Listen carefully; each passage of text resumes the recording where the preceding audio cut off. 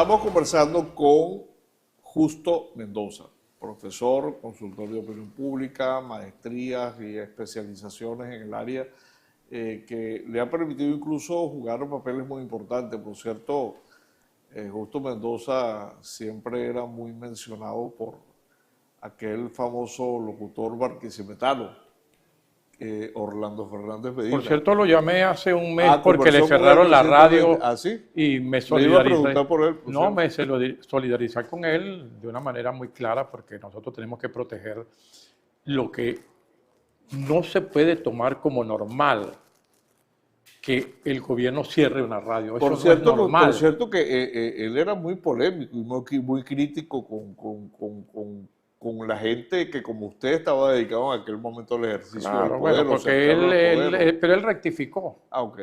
Rectificó porque él incluso una vez se uniformó de verde.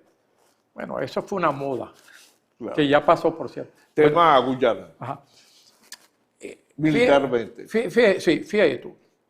Si todo lo que ha hecho, para mí en algunos aspectos equivocado, el gobierno del señor Maduro es en su racionalidad política correcto,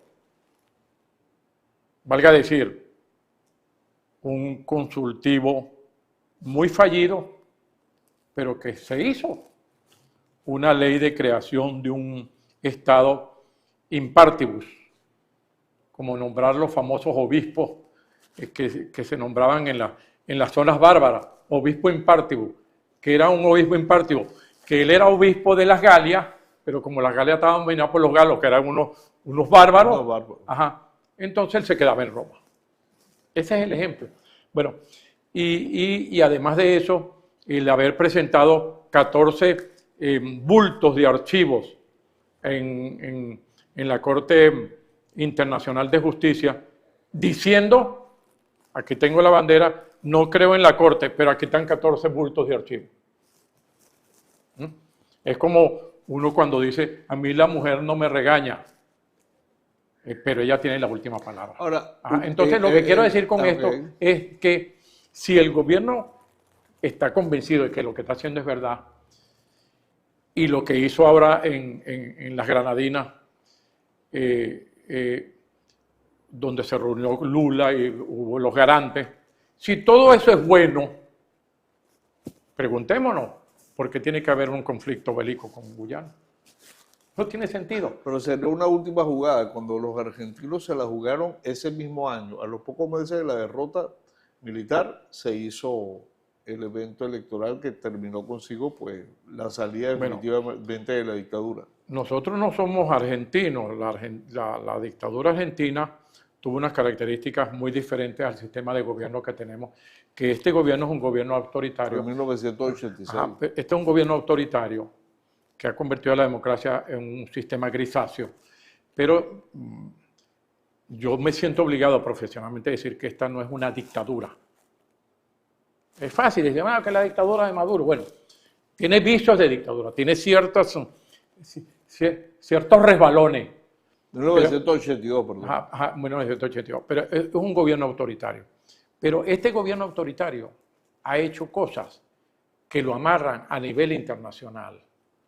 Y esos aliados, ahí cerquita, sus dos grandes aliados, Petro y el señor Lula, van a ellos a decir, epa, mi querido Nicolás, ¿hay alguna razón para que tú tengas un conflicto bélico con Guyana? No la hay, realmente no la hay. Aparte que no tiene la plata para pagar a los soldados. Pero de que pasó un F-35 de los Estados Unidos que está cerca ahí, el portaaviones George Washington o Eisenhower, no sé, el portaaviones más grande del mundo, y pasó y están probando sus aviones.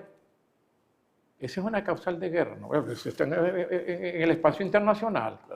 Esa es una amenaza, no es una amenaza. Los venezolanos no nos podemos sentir amenazados por eso. Entonces, yo lo que creo que no estamos para jugadas, Joel.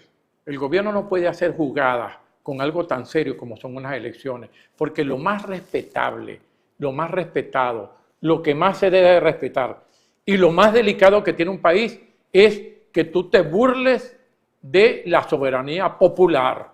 Cuidado con eso. La posibilidad de una capitulación, dada una elección que no resulte favorable para el gobierno, 6 meses para tomar posesión. Eso lo analiza también Vladimir Petit y algunos también han considerado esa situación. Yo he hablado con Vladimir, nosotros siempre hablamos. Cierto que dificulta un tanto encontrar puntos de encuentro, salvo que haya una especie de abrazamiento, pero eso traería consigo también algunos problemas gravísimos. Hay una fórmula, y con esto voy a entrar, si tú me lo permites. Ya estamos en en el último negro, ¿verdad? Bueno, ok. Eso hay que negociarlo. Eso, pero yo te voy a dar una impresión de la fórmula conductista de los enfoques políticos, que ya han perdido un poco fuerza, pero se mantienen, porque todos los enfoques se mantienen en una especie de liga coordinada en cuanto a qué es la política, para responder esa pregunta, pero no la vamos a responder, sino, ¿cuál es la conducta del venezolano? Yo te voy a poner un ejemplo. El sancocho que me van a brindar los amigos aquí, que me invitaron para Guanare, que están oyendo, seguramente es a la 1, pero mi estómago, por razones psicológicas, va a empezar a pedir ese sancocho desde las 12, porque ya me lo anunciaron. Entonces, las elecciones se ganan el 28, a las 6 de la tarde está formalizado y se ha dicho, bueno, ganó tal, y ese tal no empieza por N el nombre. Entonces, al día siguiente todos los venezolanos van a decir, Epi, vamos a esperar después de ganar de esta manera, vamos a esperar 6 meses para que se encargue el hombre.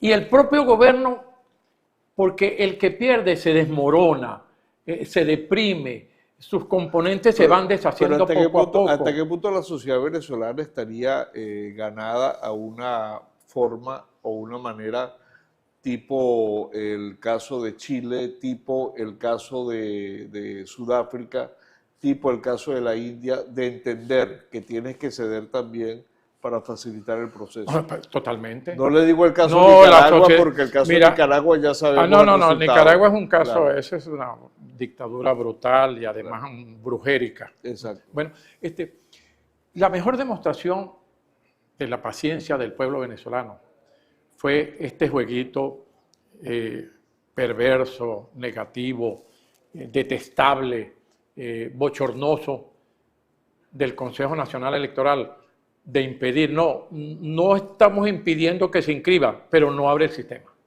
¿Y quién abre el sistema? Amoroso. ¿Y por qué no lo abría? Porque él no está impidiendo que se inscriba, pero no lo abre. Es como que a mí, mis buenos amigos, por ejemplo, Alexander Tovar, me diga, mira, vamos a tomarnos un café aquí. Bueno, pero aquí no venden café, esta es una ferretería. No, pero más adelante está una venta de café y nunca la conseguimos. O sea, en la práctica, es decir, no. Pero el pueblo venezolano no dijo no, ni se ensoberbeció con el juego de las tarjetas. Al final lo logró. Eso se llama paciencia. Pero eso se llama un concepto de construcción clara, una decisión sólida, firme del objetivo que se tiene. ¿Cuál es el objetivo? Cambiar al gobierno. Y para eso se necesita paciencia. A los gobiernos autoritarios hay que cambiarlos con paciencia, con votos y con paciencia. Una consulta de cierre. Ya estamos en los últimos 2 minutos. ¿Qué va a pasar con el chavismo? Y se lo decimos agregado a lo siguiente. Es notorio el hecho de que este gobierno está conformado por muchos jóvenes. Y muchos jóvenes con plata. Y eso es un elemento que hay que considerarlo en materia de sostenibilidad de ese espejismo que para algunos dicen que Chávez está vivo o que va a regresar.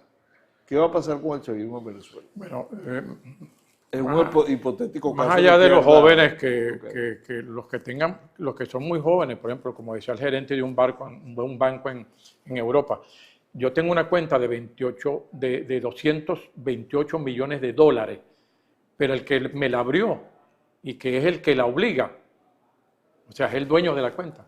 El muchacho tiene 27 años y él se pregunta, ¿cómo un muchacho venezolano de 27 años puede tener 228 millones de dólares? Ahora, esa pregunta se la dejo a ustedes. Así como dicen los muchachos, yo quiero 6 años más para seguir 6 años de miseria y yo voy a votar por Nicolás Maduro. Eso lo están diciendo. Ahora, ¿qué ocurre? 30 segundos ¿Qué ocurre? ya para Ajá, la despedida. ajá, la gran responsabilidad del señor Nicolás Maduro y esa nomenclatura, o sea, esa élite que gobierna el PSUV, es permitirle a esas nuevas generaciones que sigan haciendo política. El PSUV no tiene por qué morirse el 28, si es un partido que cree en la democracia porque tiene que reconvertirse. Entonces, es increíble que desde la propia oposición se haga un llamado para que el señor Maduro le dé oportunidad a su propia gente y que con su actitud no mate a su partido. Ajá. Pero yo quiero tomarme unos segunditos para decir lo siguiente. Aquí nosotros los venezolanos tenemos que devolverle la dignidad a la conducta política del país y de los ciudadanos y de la sociedad civil. Y eso significa es que los ciudadanos tienen que importarles más la política, porque la política se ha metido con ellos, se ha metido con su sueldo, con sus servicios públicos, con su educación, con su salud. Entonces tenemos que, como cualquier sociedad civilizada, estar atento a la política.